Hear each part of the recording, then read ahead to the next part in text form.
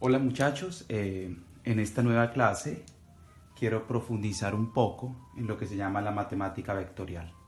Como tal, el título, digamos, nos lleva a nosotros inmediatamente a plenos conceptos matemáticos, pero realmente la matemática vectorial representa unos fundamentos importantes en física. Entonces allí juega papel importante tanto los conceptos matemáticos, pero también los conceptos físicos.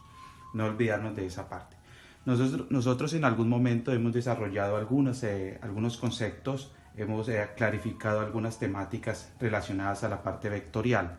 Hoy lo que yo quiero es profundizar un poco más en ello y, digamos, elevar estos contenidos a un nivel de dificultad un poco más alto.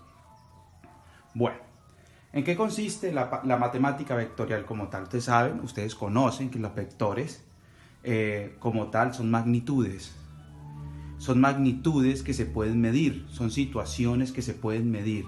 Nosotros estamos enseñados a desarrollar algunos ejercicios, algunos ejemplos, algunas actividades donde hay algunas longitudes, por ejemplo. Nosotros las longitudes las medimos con metros. Nosotros sabemos que las longitudes son con metros a nivel internacional. Nosotros también sabemos que el tiempo se mide en segundos. También conocemos nosotros que, por ejemplo, la masa se mide en kilogramos. También sabemos que la temperatura la podemos medir en grados Celsius. Hay muchas formas más de medir estas magnitudes, pero a nivel internacional, digamos que para hablar un mismo idioma desde el punto de vista matemático y físico, lo desarrollamos de esta manera.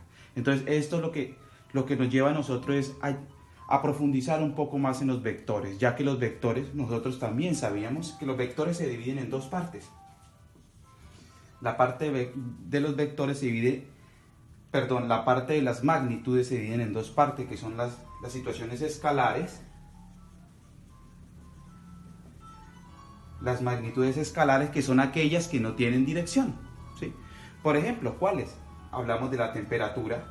Si nosotros hablamos de los vectores, es importante primero reconocer que la parte vectorial, digamos que simbólicamente se expresa mediante una flecha, donde esta flecha define lo siguiente. Nosotros decimos que eso se llama una magnitud como tal. Es decir, esta parte de aquí, desde acá hasta acá, es la magnitud como tal. O algunas partes la llaman como el módulo, ¿sí? Pero nosotros vamos a llamarlo magnitud. También tenemos la dirección. ¿Cómo se define esta dirección? La dirección siempre se define con la parte horizontal. Con la horizontal se mide el ángulo y esa sería la dirección de este vector.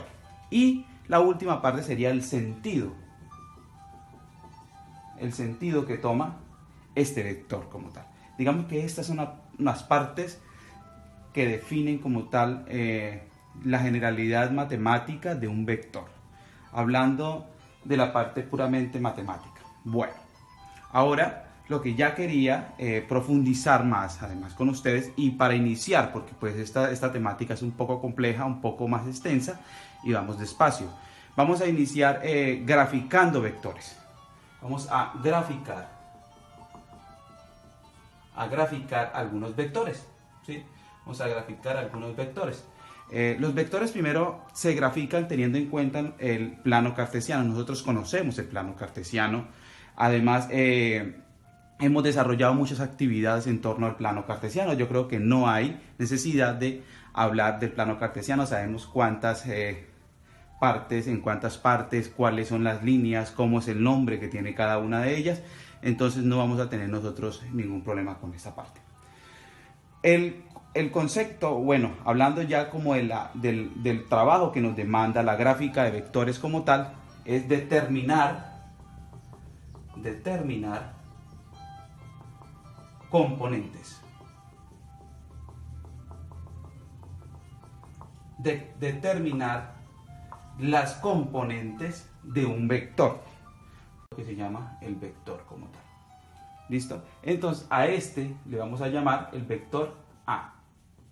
¿Por qué se llama el vector A? porque definitivamente estas son las componentes que lo definen. ¿Por qué son las componentes que lo definen? 2 va desde acá, entonces 2 sería a la derecha, 2 a la derecha, y subimos 4. 4 arriba.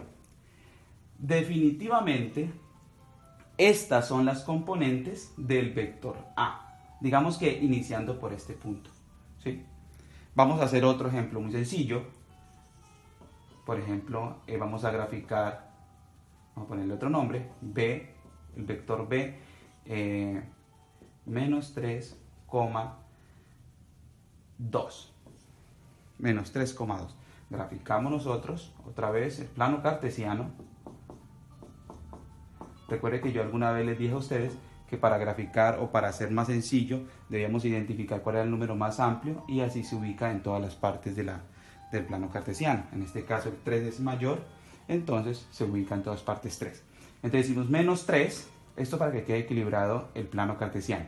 Ubicamos menos 3 en esta parte en X y subimos 2. ¿Sí? Entonces decimos nosotros que este vector es efectivamente, nosotros cogemos 3 hacia el lado izquierdo y subimos 2 y efectivamente son las componentes que representan el vector B. Bueno, esto para definir, digamos, la parte básica de las componentes de un vector como tal. Pero ya cuando estemos ubicando 2 o 3 vectores, la cosa es un poco más, es diferente, pero obviamente debemos tener muy en cuenta estos contenidos. Bueno, hay otro sentido matemático que quiero que de pronto lo analicen muy bien,